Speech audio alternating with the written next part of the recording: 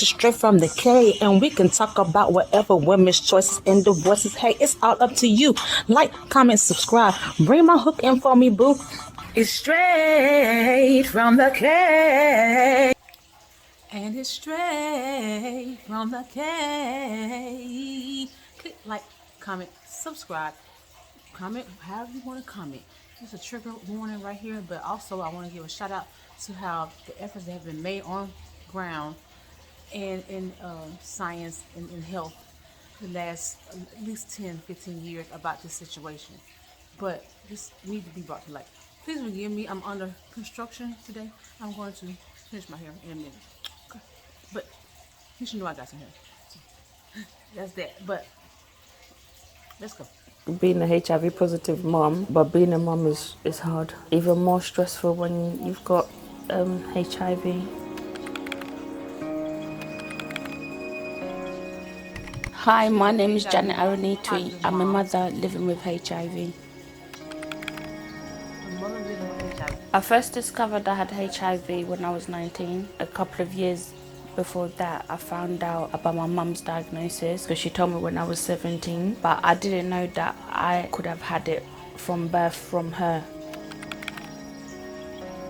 I just had my first sexual experience. I wanted to know if I caught something, so it was only for precaution. It was like, I got good news and I got bad news for you. All your swabs came back negative, but you're HIV positive. I felt numb instantly. He was just there, just being normal, like it was normal for him to just tell me that I have HIV.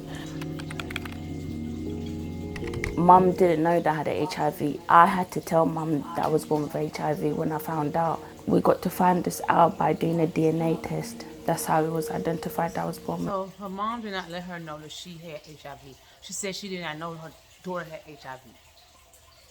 So they went through DNA to see if that's how she contracted HIV. Because mind you, she just said that she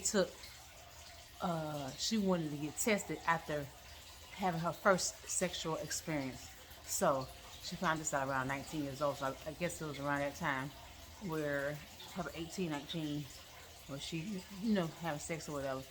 And now she want to know, but hindsight. A lot of times everybody want to know everything, they call it Monday morning quarterbacking. You want to know something after you did it. But try to stay in front of stuff, you know what I mean, if you can. And I got something to talk about with that at the end. So, I got, a little help, but my government don't want to keep it, but I'm trying to tell you.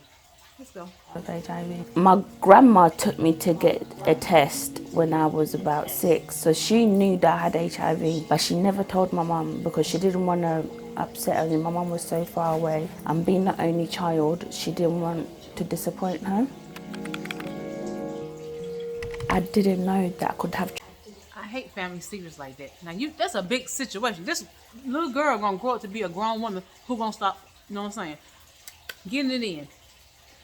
Cheese clapping and everything. So when a development of a person, people, period. I don't care, they're slow. They still want to have sex. You know what I'm saying? So you have to tell them their status. But she didn't tell her status or her status. She's out of the UK. So you didn't tell her. You knew, grandma knew when she was 6 years old that she had HIV. And she walking around here thinking she all right, you know what I'm saying? Till she get 19 and want to know that somebody else did something to her, and she the bomber clock, But she was born with it though. But still, you know what I'm saying? You gotta be responsible.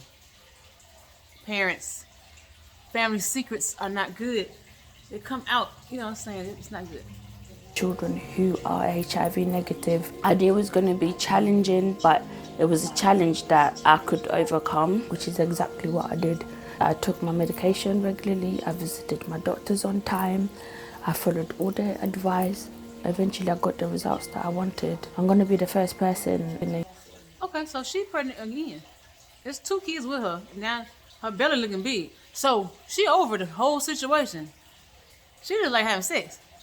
You gotta watch them kind. I mean, the main ones got some. She like having sex. And unprotected apparently because she got kids. Let's see UK to have 3 consecutive children who are HIV negative. Having a C-section, choosing not to breastfeed, and taking your medication on time, all the time. Those are my 3 pointers. Delivering healthy HIV negative children. I'm a type of person who I like to treat people how I want to be treated. So I'm always open about my status. I always had to think about, what am I going to say to him? Do I even want to link this person? Because the minute I open my mouth to say that I have HIV, I'm going to be judged and stereotyped and criticized. You don't want your significant other to have these questions about your character just because you have a virus. Pregnancy is extremely challenging. She keep getting pregnant. So women pay attention to that. Somebody going in there. She's not hiding it. You know what I mean? That she HIV positive. And she is still having babies. So somebody is having sex with her unprotected. And probably coming back home to you somewhere. Like they do. So you have to pay attention to this lifestyle that we live. The thing about this lifestyle, a lot of people ask this question, like, why we can't like just use condoms? And the thing about that, it's kind of an emotional thing, I think, and especially more of a security blanket type of situation. You might use one the first time, second time. You've been messing with that person by the third time, y'all not using no condom. Okay. And the reason why, because you want to make sure y'all exclusive, or it's just that good, or you feel like you got that good, then when he get in there, he ain't gonna want nobody else. But yes, he will. He'll get in there and slip out and go back door. He'll hit your sister on the way out if he could. So you can't think that you're so close by not using a condom. And then when he bring out a condom, you feel like, oh, he might be cheating. He's being honest with you. Instead of the rest of them who be lying. You know what I'm saying? Because a lot of them do have other relationships. If you really in something that is real, y'all have to get y'all status check together. And then you gotta know what y'all working with. You know what I'm saying? If that person really for you and not for the streets and you plus the streets. You know, because they'll be out here and nobody cares. They on their own. You know what I'm saying? They got their own agenda. People have their own agenda. Most people are hedonistic, meaning that they want what's for them. They want the best for them. Which the best for them is probably they want to have an orgasm. You know what I'm saying? Or OG or whatever it's safe to say on YouTube. Please forgive me. Let's see. Me, I've had adverse reaction to medication. My feet do get swollen, extremely swollen. My ankles, my bones hurt. Extreme fatigue. I'm always vomiting, and it's not like your normal little vomit. I vomit like 20 times a day. You must like it. 100%. Stigma still exists, not just in the UK, worldwide. People living with HIV are still outcasted. One time my neighbour came to help me to wash my dishes, but she didn't know about my HIV. I didn't have enough strength and I was vulnerable at that time, so I opened to her about my HIV status. She called me and she was like, Janet, I've got to ask you something. I'm really sorry, but I have to ask you. You know that one time where I ate from your house, that do you think I could have HIV? Just me, no, you can't. So things like that still do exist, where people think sharing from a plate or sharing a cigarette, you could still catch HIV. 100%. Because of the stigma, I'm having to start to rethink on how do I shield my children, because obviously I don't want them to be stigmatized because of my illness. But you keep making children. You can't care. All you care about is to feel good at the time. Apparently that's what runs your mind. Like, you shouldn't. Your genital organs should not run your life. Like, it could be a adherence that something happened and that you have caught something. Okay, but that's genitalia and her what is it? That organ in your mind, in your brain. I'm sorry. It's in the spinal cord. It releases certain hormones. It releases hormones that you ready to engage in having sex and stuff like that. So you have to be more in control of that. You control this or this control you. You know, which one is it? Because this needs to be up here then. and then you put your head back down there. Let your vagina be up here and run and drive the car and walk up the street and talk to people. Hey, vagina. Hey, penis. I mean, that's basically what, I mean, they acting like it just happened. I don't know. I just said that, that's it. Now, when you continuously repeat something, that lets you know that this is something that you like to do and that you ain't going to stop doing it. And I just feel like at this point, it should be some birth control put in the situation because you don't really need to keep having children. You know what I'm saying? Like, taking all these chances, and then you complain about how your pregnancies, I had to vomit 20 times a day, and then I had to take all my medicine, and and then I had to get then she had to get a C-section. She had to get a C-section. Nobody has to get a C-section. You don't want to have a C-section. I don't know how many of y'all out here now with having babies still natural or vaginally, but I believe in having them vaginally because you don't want that C-section problem, scar and all that. I like to be naked too much for that. I got enough issues. All right, let's go continue. Really, really break my heart if my children were outcast, like let's say in the playground, were treated how I was treated in Uganda because of my virus. Most people are shocked. They think it's a miracle, and to a certain extent it is a miracle. The most genuine reactions that I get are mainly the young people. They're more like, rah, are you sure? Are you serious?